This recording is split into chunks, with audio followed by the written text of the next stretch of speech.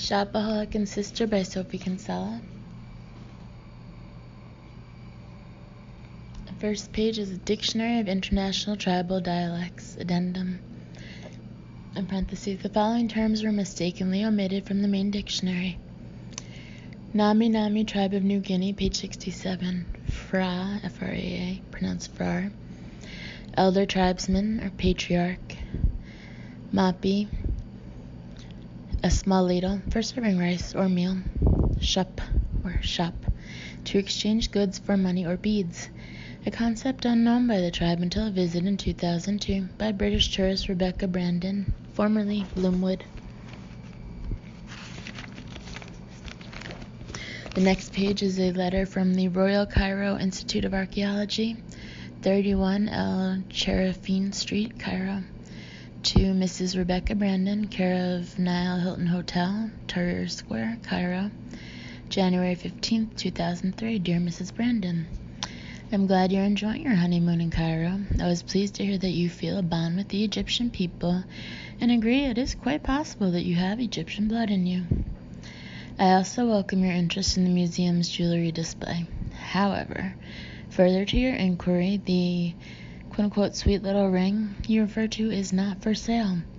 It once belonged to Queen Sobeknefu of the 12th dynasty, and I can assure you would be missed. I hope you enjoy the rest of your stay. Yours sincerely, Khaled Samir, Director. In the next page, another letter from Breitling Shipping Company, Tower House, Canary Wharf, London, E14SHG. Fax for Mrs. Rebecca Brandon, care of Four Seasons Hotel, Sydney, Australia, from Denise O'Connor, Customer Service Coordinator, 6 February 2003. Dear Mrs. Brandon, we are sorry to inform you that your Bondi Beach carved sand mermaid has disintegrated during shipping. We would remind you that we made no guarantees as to its safety and advised you against the shipping process. Yours sincerely, Denise O'Connor, Customer Service Coordinator. And then another letter on the next page from Alaskan Trails and Adventures, Inc., P.O. Box 80034, Chugiak, Alaska 99567. Fax for Mrs. Rebecca Brandon, care of White Bear Lodge, Chugiak, from Dave Crockerdale, Alaskan Trails and Adventures, February 16, 2003. Dear Rebecca, thank you for your inquiry. I would strongly advise you against attempting to ship to Britain 6 husky dogs and a sleigh.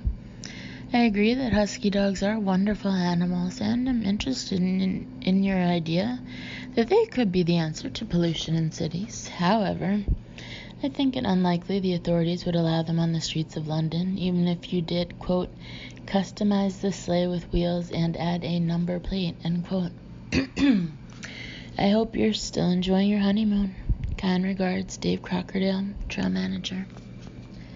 Chapter 1. Okay, I can do this, no problem. Simply a matter of letting my higher self take over, achieving enlightenment, and becoming a radiant being of white light. Easy peasy.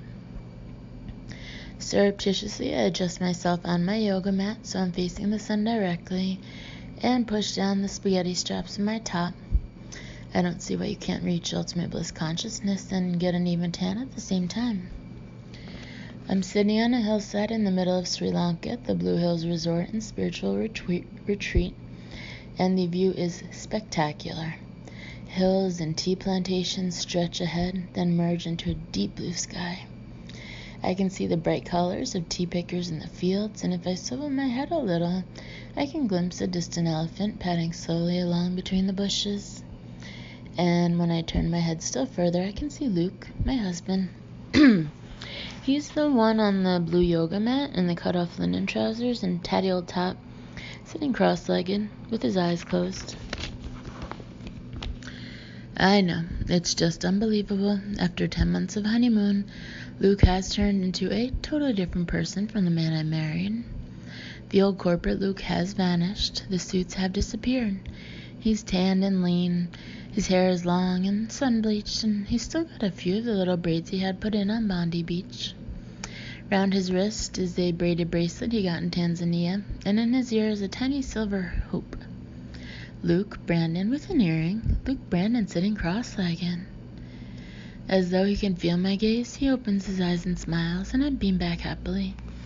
10 months married and not a single row. Well, only the odd little one. Siddhasana, says our yoga teacher, Chandra. He's a tall, thin man in baggy white yoga trousers, and he always speaks in a soft, patient voice. Clear your minds of all extraneous thought. Around me, I'm aware of the 8 or 9 others in the group moving into position on their mats. Obediently, I place my right foot on my left thigh. Okay, clear my mind. Concentrate. I don't want to boast, but I find clearing my mind pretty easy. I don't quite get why anyone would find it difficult. I mean, not thinking has to be a lot easier than thinking, doesn't it? In fact, the truth is I'm a bit of a natural at yoga. We've only been on this retreat for 5 days, but already I can do the lotus and everything. I was even thinking I might set up as a yoga teacher when we go back home. Maybe I could set up a partnership with Trudy Styler, I think, in sudden excitement. Gosh, yes.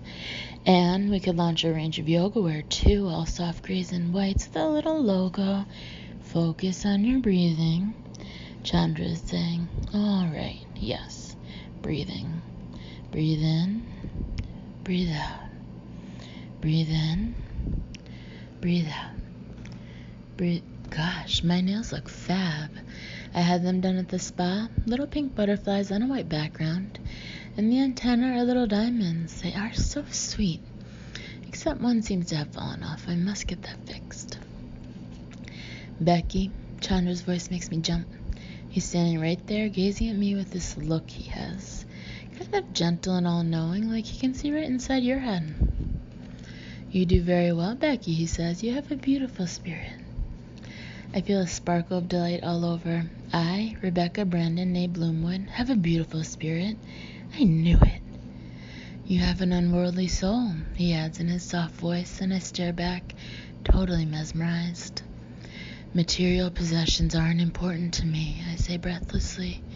All that matters to me is yoga. You have found your path, Chandra smiles. There's an odd kind of snorting sound coming from Luke's direction, and I look around to see him looking over at us in amusement. I knew Luke wasn't taking this seriously. This is a private conversation between me and my guru. Thank you very much, I say crossly. Although actually I shouldn't be surprised. We were warned about this on the first day of the yoga course. Apparently, when one partner finds higher spiritual enlightenment, the other partner can react with skepticism and even jealousy. Soon you will be walking on the hot coals. Chandra gestures with a smile to the nearby pit of smoldering ashy coals, and a nervous laugh goes around the group. This evening, Chandra and some of his top yoga students are going to demonstrate walking on the coals for the rest of us. This is what we're all supposed to be aiming for. Apparently you attain a state of bliss so great, you can't actually feel the coals burning your feet. You're totally pain-free. What I'm secretly hoping is that it'll work when I wear 6-inch stilettos too. Chandra adjusts my arms and moves on, and I close my eyes, letting the sun warm my face. Sitting here on this hillside in the middle of nowhere, I feel so pure and calm. It's not just Luke who's changed over the last 10 months. I have too. I've grown up. My priorities have altered. In fact, I'm a different person. I mean, look at me now doing yoga at a spiritual retreat. My old friends probably wouldn't even recognize me. At Chandra's instruction, we all move into the Vajrasana pose. From where I am, I can just see an elderly Sri Lankan man carrying 2 old carpet bags approaching Chandra. They have a brief conversation during which Chandra keeps shaking his head. Then the old man trudges away over the scrubby hillside. When he's out of earshot, Chandra turns to face the group, rolling his eyes. This man is a merchant. He asks if any of you are interested in gems, necklaces, cheap bracelets. I tell him your minds are on higher things. A few people near me shake their heads as though in disbelief. One woman with long red hair looks affronted. Couldn't you see we were in the middle of meditation? She says. He has no understanding of your spiritual devotion. Chandra looks around the group seriously. It will be the same with many others in the world. They will not understand that meditation is food for your soul. You have no need for sapphire bracelet. A few people nod in appreciation. Aquamarine pendant with platinum chain. Chandra continues dismissively. How does this compare to the radiance of inner enlightenment? Aquamarine? Wow. I wonder how much. Not that I'm interested. Obviously not. It's just that I happened to be looking at aquamarines in a shop window the other day. Just out of an academic interest. My eye drifts toward the retreating figure of the old man. 3-carat setting, 5-carat setting, he keeps saying, all half price. Chandra shakes his head. I tell him these people are not interested. Half price? 5-carat aquamarines at half price? Stop it. Chandra's right. Of course I'm not interested in stupid aquamarines. I'm absorbed in spiritual enlightenment. Anyway, the old man's nearly gone now. He's just a tiny figure on top of the hill. In a minute he'll have disappeared. And now, Chandra smiles, the halasana pose. Becky, will you demonstrate?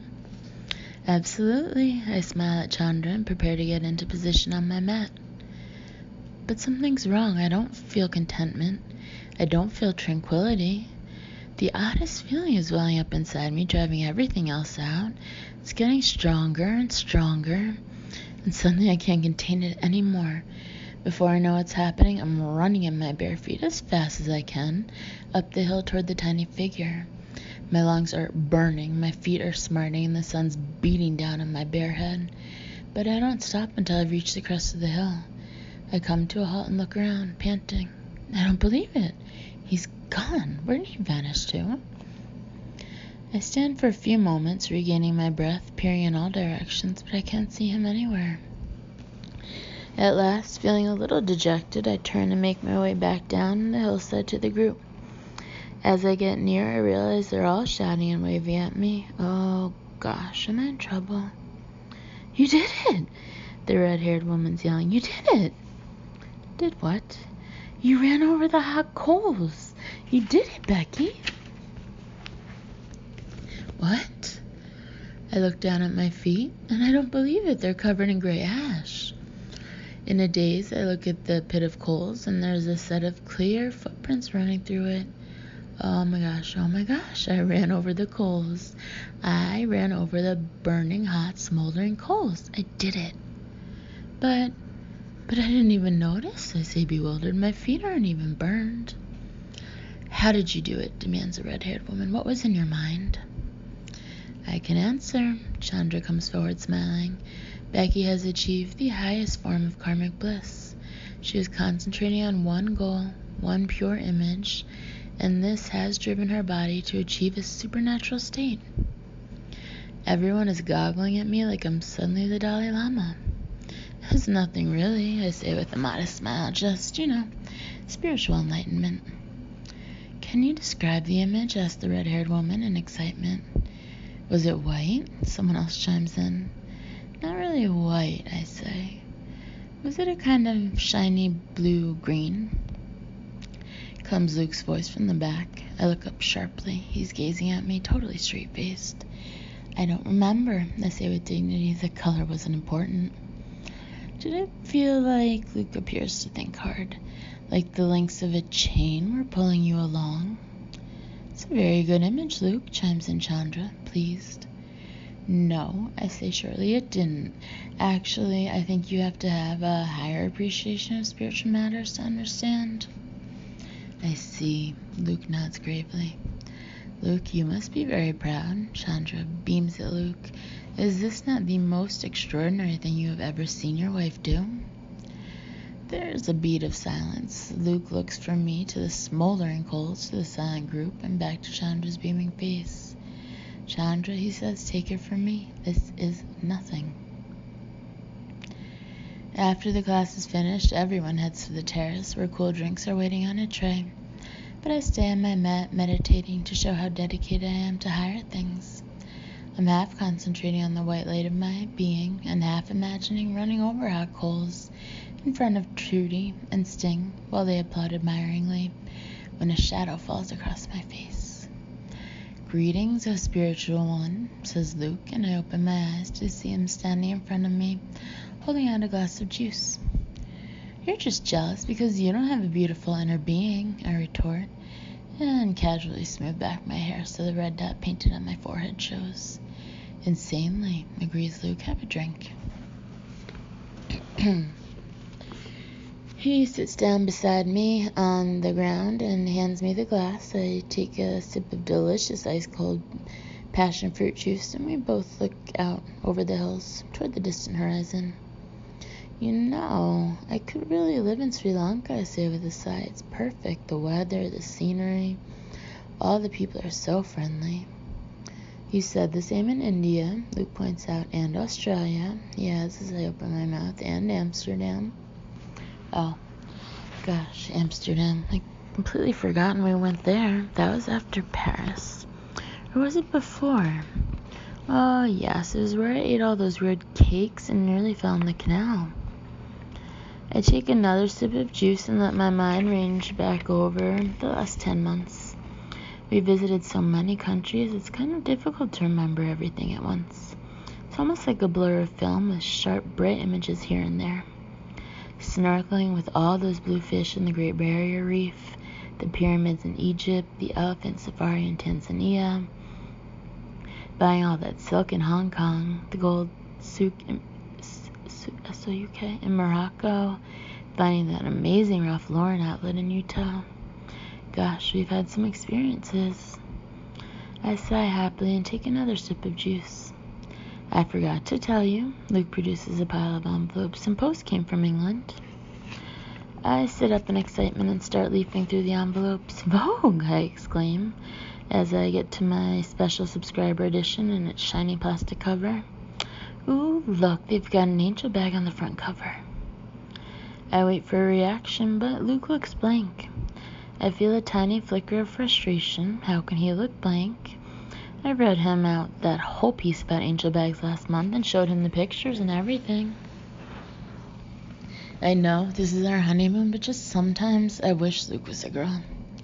"You know," I say, "angel bags, the most amazing hip bag since, I'm not even going to bother explaining."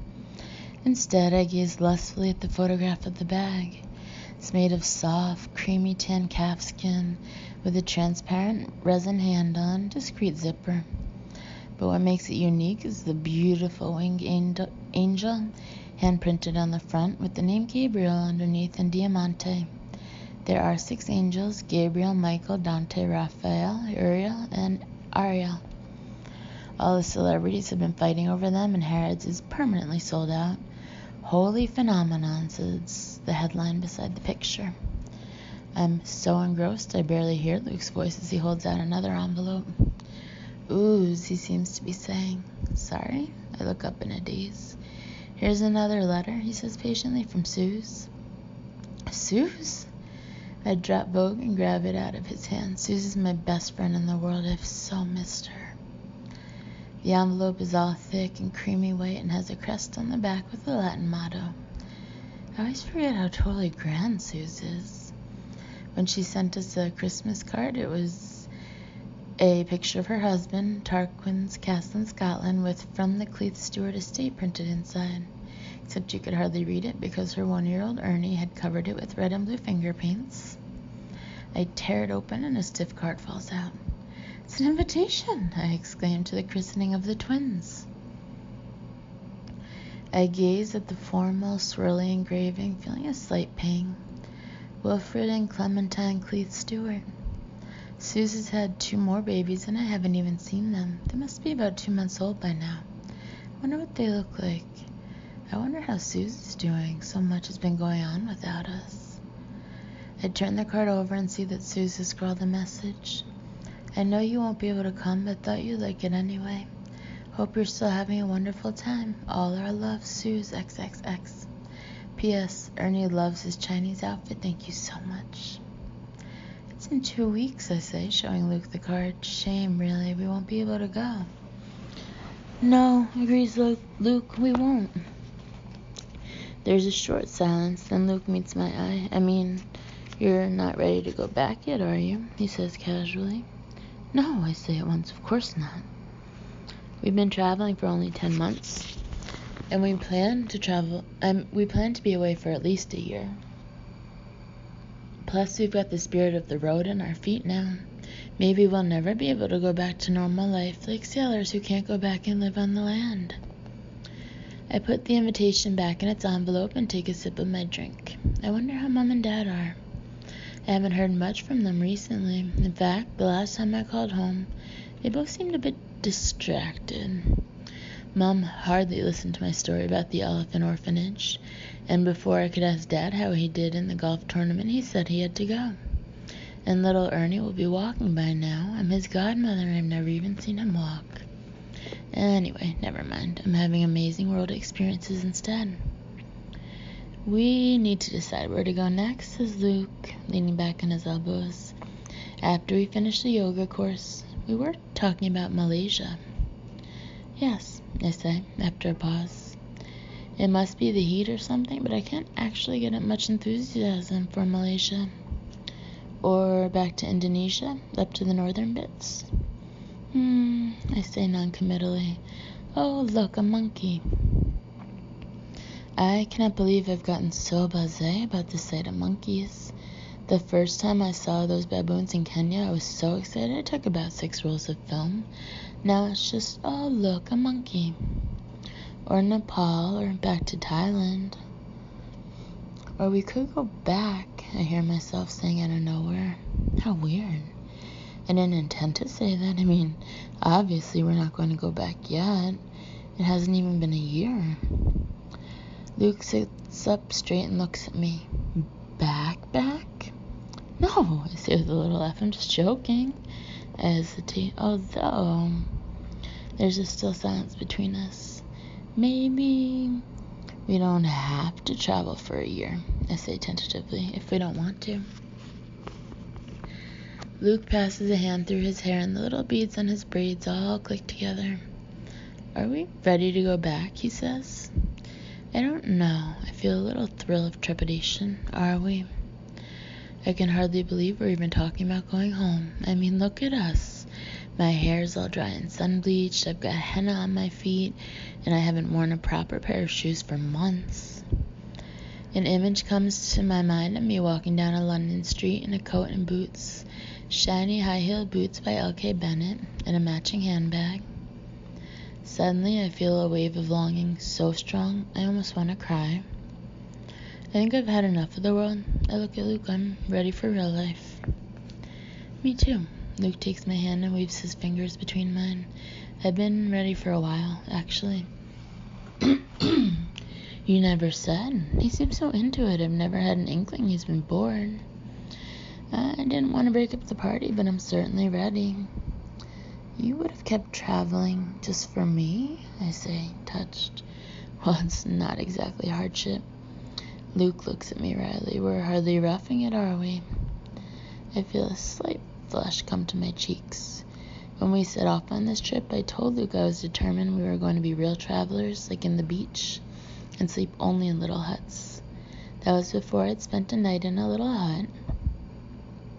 So when we say back, Luke pauses. We are talking London? He looks at me questioningly. Oh gosh. Finally, it's decision time. We've been talking for 10 months about where we should live after the honeymoon. Before we got married, Luke and I were living in New York, and I loved it, but I kind of missed home too, and now Luke's UK business is expanding into more of Europe, and that's where all the excitement is. So he'd like to go back to London, at least for a while. Which is fine, except I won't have a job. My old job was as a personal shopper at Barney's, New York, and I adored it.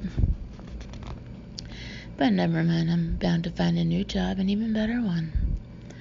London, I say decisively and look up. So, can we be back in time for the christening?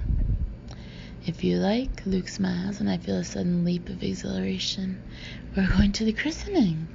I'm going to see Suze again, and my mom and dad, after nearly a year. They'll all be so excited to see us. We'll have so many stories to tell them. I have a sudden vision of myself presiding over candlelit supper parties with all my friends gathered round, listening avidly to tales of faraway lands and exotic adventures. I'll be just like Marco Polo or someone. Then I'll open my trunk to reveal rare and precious treasures. Everyone will gasp in admiration. We'd better let them know, says Luke, getting up. No, wait, I say, grabbing his trousers. I've had an idea. Let's surprise them. Let's surprise everybody. Surprise everybody? Luke looks doubtful. Becky, are you sure that's a good idea? It's a brilliant idea. Everyone loves a surprise.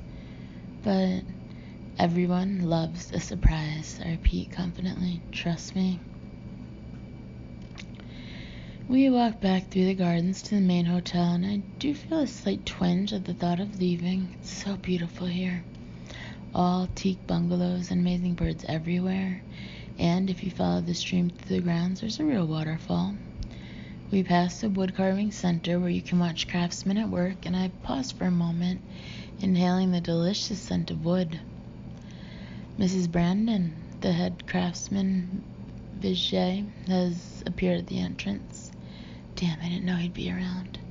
Sorry, Vijay, I say quickly. I'm in a bit of a hurry. I'll see you later. Come on, Luke. No problem. Vijay beams and wipes his hands on his apron. I just wanted to tell you that your table is ready. Shit. Slowly, Luke turns to look at me. Table, he says. Your dining table, says Vijay in happy tones. And 10 chairs. I show you. We display the work. He snaps his fingers and barks some orders, and suddenly, to my dismay, about 8 men troop out, carrying a huge carved teak table on their shoulders. Wow, it's a tad bigger than I remembered. Luke looks absolutely stunned. Bring the chairs, Vijay is bossing the men. Set it up properly. Isn't it lovely? I say in super bright tones. You ordered a dining table and 10 chairs without telling me? Says Luke, goggling as the chairs arrive. Okay, I don't have many options here. It's my wedding present to you, I say with sudden inspiration. It's a surprise. Happy wedding, darling. I plant a kiss on his cheek and smile hopefully up at him. Becky, you already gave me a wedding present, says Luke, folding his arms, and our wedding was a fairly long time ago now. I've been saving it up. I lower my voice so Vijay can't hear. And honestly, it isn't that expensive. Becky, it's not the money, it's the space. This thing's a monstrosity. It's not that big, and anyway, I quickly add before he can reply, we need a good table. Every marriage needs a good table. I spread my arms widely. After all, what is marriage about if not sitting down at the table at the end of the day and sharing all our problems? What is marriage if not sitting together at a solid wooden table and eating a bowl of hearty stew? Hearty stew? Echoes Luke. Who's going to make hearty stew? We can buy it at Waitrose, I explain. I come around the table and look up at him earnestly. Luke, think about it. We'll never again be in Sri Lanka with authentic wood carvers right in front of us. This is a unique opportunity. I have had it personalized. I point to the panel of wood running down the side of the table. There, beautifully carved in among the flowers, are the words Luke and Rebecca, Sri Lanka, 2003. Luke runs a hand over the table. He feels the weight of one of the chairs. I can see him relenting. Then suddenly he looks up with a slight frown. Becky, is there anything else you bought that you haven't told me about? I feel a nervous slip inside, which I disguise by pretending to examine one of the carved flowers. Of course not, I say at last, or, maybe just the odd little souvenir along the way, just here and there. Like what? I can't remember, I exclaim. It's been 10 months, for goodness sake. I look at the table again. Come on, Luke, you must love it. We're going to have fantastic dinner parties. And it'll be an heirloom. We can hand it down to our children. I break off a bit awkwardly. For a moment, I can't quite look at Luke. A few months ago, we had this huge, big discussion, decided we'd like to try for a baby. But so far, nothing's happened. I mean, not that it's a big deal or anything. It will happen. Of course it will. Alright, says Luke, his voice a little gentler. You've won me over. He gives the table a pat, then looks at his watch. I'm going to email the office. Tell them about our change of plans. He gives me a wry look. Presumably you weren't expecting me to burst open the door of the boardroom and yell, "Surprise, I'm back." Of course not, I retort, barely missing a beat. That is actually kind of what I'd pictured, except I'd be there too with a bottle of champagne and maybe some party poppers. I'm not quite that stupid, I add witheringly. Good. Luke grins at me. Why don't you order us some drinks and I'll be out in a moment. As I sit down at a table on the shady terrace, I'm just a tad preoccupied, trying to remember all the things I bought and had shipped home without telling Luke. I mean, I'm not worried or anything. It can't be that much stuff, can it? Oh gosh, I close my eyes trying to remember. There were those wooden giraffes in Malawi. I don't know how to pronounce it. The ones Luke said were too big, which is ridiculous. They'll look amazing. Everyone will admire them. And there was all that gorgeous batik art in Bali, which I did intend to tell him about, but then kind of never got around to it. And there were the 20 Chinese silk dressing gowns, which, okay, I know 20 sounds like quite a lot, but they were such a bargain. Luke just didn't seem to understand my point that if we bought 20 now, they would last us a lifetime and be a real investment. For someone who works in financial PR, he can be a bit slow off the mark sometimes. So I snuck back to the shop and bought them anyway and had them shipped home. The thing is, shipping just makes everything so easy. You don't have to lug anything about. You just point and ship. I'd like that shipped, please, and that, and that. And you give them your card and off it goes, and Luke never even sees it. Maybe I should have kept a list. Anyway, it's fine. I'm sure it's fine. And, I mean, we want a few souvenirs, don't we? What's the point of going around the world and coming back empty-handed? Exactly. I see Chandra walking past the terrace and give him a friendly wave. You did very well in class today, Becky, he says and comes over to the table. And now I'd like to ask you something. In 2 weeks' time, I'm leading an advanced meditation retreat. The others are mainly monks and long-term yoga practitioners, but I feel you have the commitment to join us. Would you be interested? I'd love to. Then I pull a regretful face, but I can't. Luke and I are going home. Home? Chandra looks shocked, but you are doing so well. You're not going to abandon the path of yoga? Well, no, I say reassuringly. Don't worry, I'll buy a video. As Chandra walks off, he looks a little shell-shocked, which actually isn't surprising. He probably didn't even realize you could get yoga videos. He certainly didn't seem to have heard of Jerry Halliwell. A waiter appears and I order beer for Luke plus a mango and papaya cocktail, which in the menu is called Happy Juice. Well, that just about suits me. Here I am in the sunshine on my honeymoon, about to have a surprise reunion with all the people I love. Everything's perfect. I look up to see Luke approaching the table, holding his handheld computer. Is it my imagination, or is he walking faster and looking more animated than he has for months? Okay, he says, I've spoken to the office. Is everything all right? It certainly is. He seems full of suppressed energy. It's going very well. In fact, I want to set up a couple of meetings for the end of this week. Well, that was quick, I say in astonishment. Blimey, I thought it would take about a week just to get ourselves organized. But I know how much you're getting out of this yoga retreat, he adds, so what I propose is that I go on ahead and you join me later, and then we return to Britain together. So where are your meetings, I say, confused. Italy. The waiter appears in my Happy Juice and Luke's beer. But I don't want to be separated from you, I say as the waiter retreats. This is our honeymoon. We have had 10 solid months together, Luke gently points out. I know, but still. I take a disconsolate sip of Happy Juice. Where are you going in Italy? Nowhere exciting, Luke says after a pause. Just a northern Italian city, very dull. I recommend you stay here. Enjoy the sunshine. Well, I look around feeling torn. It is pretty nice here. Which city? There's silence. Milan, Luke says reluctantly. Milan? I nearly fall off my chair with excitement. You're going to Milan? I've never been to Milan. I'd love to go to Milan.